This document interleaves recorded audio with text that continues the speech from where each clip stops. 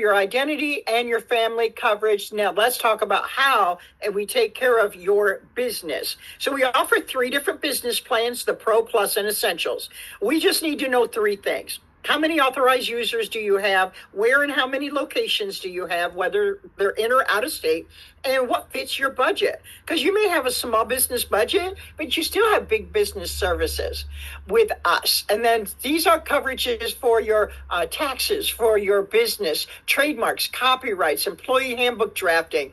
I mean, the list just goes on and on just to cover your business. Besides all of these other services we render for your business, we know that collection letters are a very intricate part of your doors staying open or even making payroll sometimes. So we are going to set you up with the collection letters, and we don't keep not even 1 penny of that what we collect.